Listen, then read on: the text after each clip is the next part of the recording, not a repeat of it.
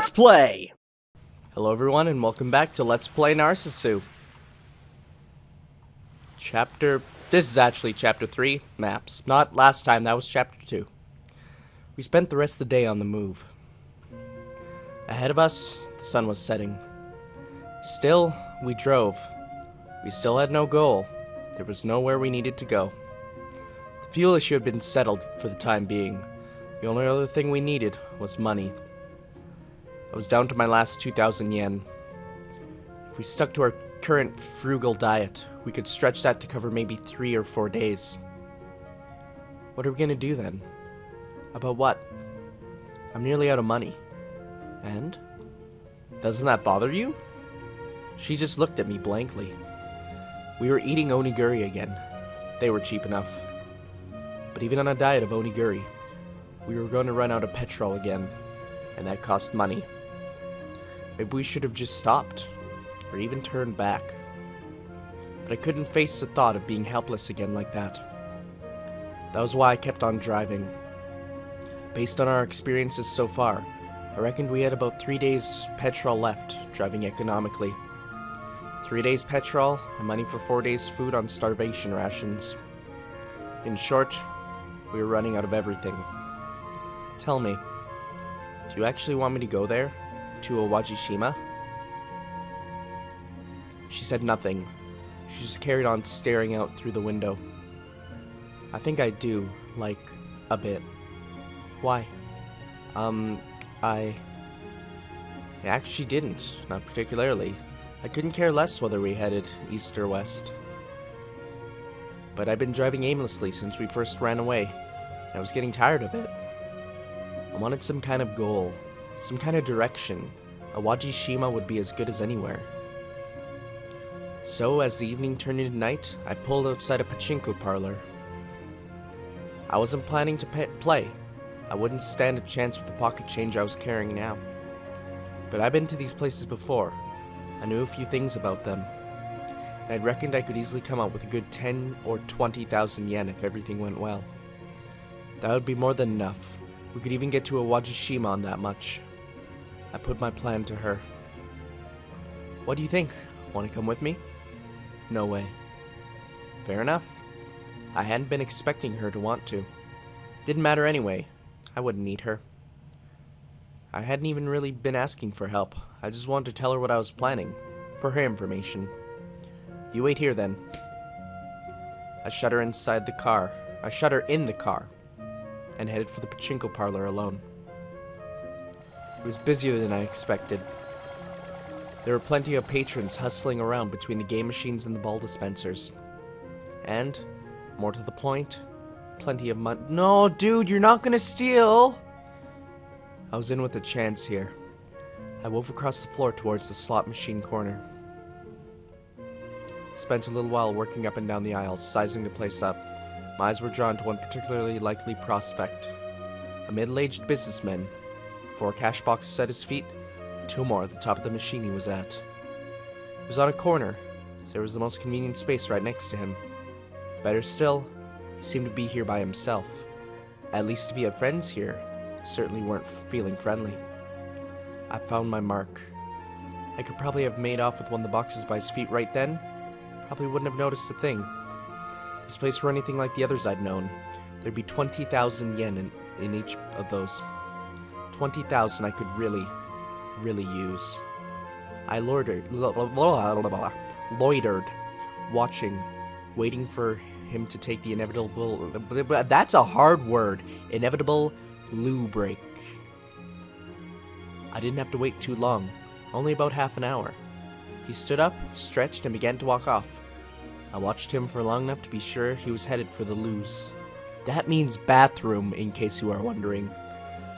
Then I rushed back to the slot machine he'd been playing. I approached warily, glancing around to see the staff and what the other players were up to. Then, acting casually, as though I was doing as obvious, natural and reasonable an act as could be. I bent down and picked up one of the cash boxes. There was a mighty crash. Coins skittered across the... No, that's not good. I had it. I thought. No, I really didn't have it for a moment. Oh, I did have it for a moment, but it was heavier than I expected. That's why it crashed to the ground. Every eye in the vicinity turned to see what all the noise was. Every gaze fell on me. Thought I could hear shouting. I thought I could sense people racing towards the place. But that was all behind me. I was already through the door and several meters away, running. I slammed the car door, panting hard. Forced the key round and roared the engine, stamped on the accelerator. Then, as we squealed away, as I tugged the wheel round in a panic, there was an almighty oh no! Kya! Fuck! I must have mounted the curb or something. What was certain was that the rear end of the car had smashed into something. I gritted my teeth and accelerated away, trying to ignore the hideous scraping that accompanied this. I had even more pressing concerns at that precise moment. Oh God. Oh God. I swallowed hard as we emerged onto the open road, trying to catch my breath and slow my heart. That scraping noise I'd heard was beginning to prey on my mind, but my immediate priority was to get well away. After driving for 10 minutes, with no sign of pursuit, I decided we were probably safe. The next thing was to pull in somewhere and find out how bad the scrape had been. Is it okay? Yeah, I don't think it's anything serious. She sounded concerned. I couldn't blame her, but it really didn't look all that bad. The rear bumper was slightly dented, and it looked like I'd managed to crack the silencer casing. But I didn't seem to have damaged anything essential. I sank back into the driver's seat, sighing with relief. I was pretty miffed with myself right then. It wasn't just that I'd been cheated out of a success by such a narrow margin. It was the shock of having failed simply because I hadn't picked up anything that heavy for so long. I should have been prepared for that. Could have held on to it if I'd been expecting it to be a strain. You couldn't have done it, you know. What? You're not the one who you're not who you used to be anymore. It was like she could see right through me. Even so, it wasn't that heavy. Don't think that way. You're different now. I knew she was probably right. I didn't want to admit it, but I really had changed. I really wasn't anything like as strong as I thought I was, as I used to be. Maybe I'd been doomed to failure. But what are we gonna do then? She didn't reply. She just stared out of the window, out into the night. Perhaps she was telling me to give up. Holy crap, that was amazing. We have time to start chapter 4 because I learned from last time, don't stop at this point because then it doesn't save. So, yes. Stopping my life, stopping my heart. I have nothing to do but collect trivia. Nothing to do but look at maps, close my eyes, and travel that way to unknown places. I took some monthly magazines. One time, as I was browsing them, my eye was caught by the cover photo. It was a pinup shot. A young model in a skimpy bikini, standing in the surf in a cheesy pose. The sea behind her was emerald green, the color of the sea in my dreams. She'd even looked about my age, though the similarities ended there. I didn't have a figure like that. She was smiling back at me. I wasn't exactly jealous. I didn't even need a bikini, let alone have one. Pajamas were enough for me. I passed all these seasons under that white, overcast sky, without needing to speak to anyone. I remember that day, the June day when I was first admitted to the hospital. I'd ordered a swimming costume that day before that, all those years ago. I remember the thing itself, the costume that I'd never had a chance to wear. I took it out of the drawer for the first time in years. Just a brand new school swimming suit, navy blue, never worn. I slipped out of my pajamas timidly to try it on. It fitted perfectly. I personally would use fit. It sounds better past tense than fitted. Just a personal English thing. Though it was years old, it fit as well as I'd ordered it. It fit as though it fitted as though I just ordered it, just today. The model was still smiling at me from that cover. Smiling in front of that emerald sea. Smiling straight back at me, flaunting her happy life and her perfect figure. I felt sad. I wasn't exactly jealous, but I suppose I wished I could try being her. I knew it just wasn't going to happen, but I suppose that just made me want it all the more. But the long scar on my breast told me, give up. It told me, all you have in this world is what you see when you close your eyes. January 22nd, 2005. It was the time of day when the sinking sun sets the western sky ablaze with orange. We were driving, of course. We were making the most of it. We were going to run out of money soon enough. May I ask you something? It was incredibly rare for her to initiate a conversation like that. Lost for words, I nodded. Are you allowed to have baths? Yeah, short ones. Same here. The people who might not have been allowing it were, of course, the doctors back at the hospital. It wasn't that rare to meet people who were forbidden to bathe normally, particularly if their problem had to do with their kidneys or digestive system. If she had the same kind of restrictions as me, maybe she had the same thing as me too. Why? Do you want one? Is that a problem?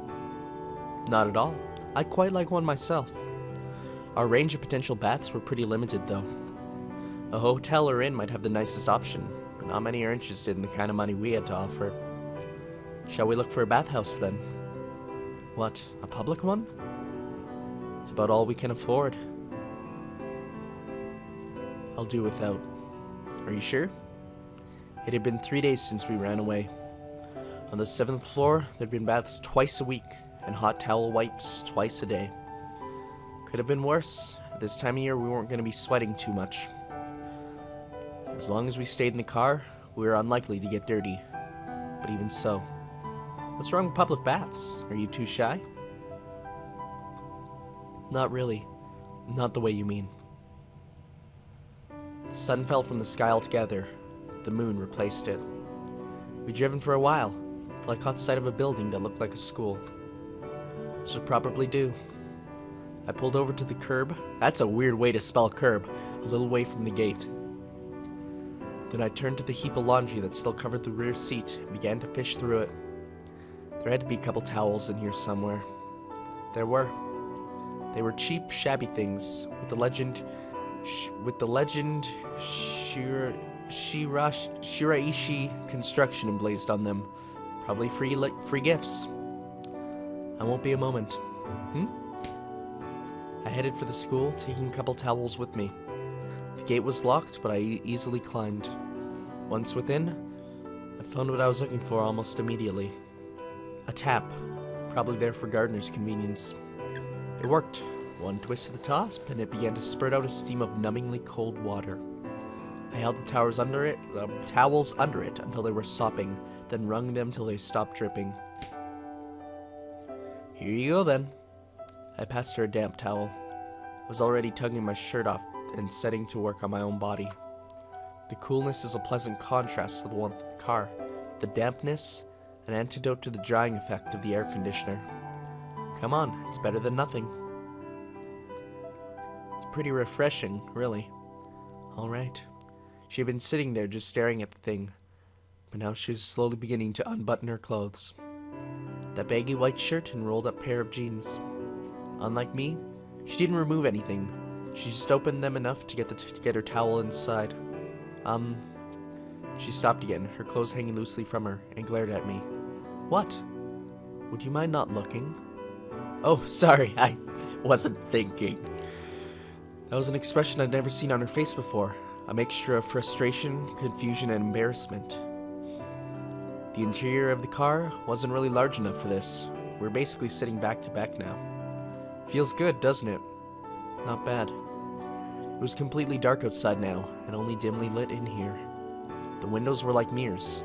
My body was reflected back to me with vivid clarity. So was hers. She'd taken her top right off, just like me. I couldn't help but look.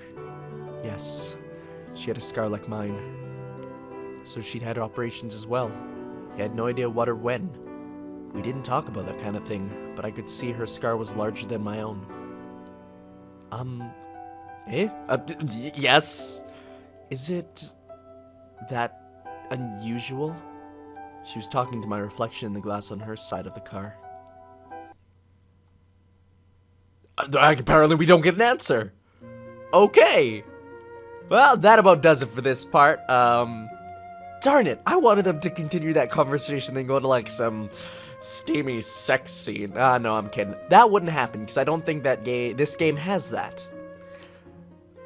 Well, considering how small the window of vision is, we wouldn't see much anyways, so, darn it. I will see you guys next time on Let's Play Narcissu.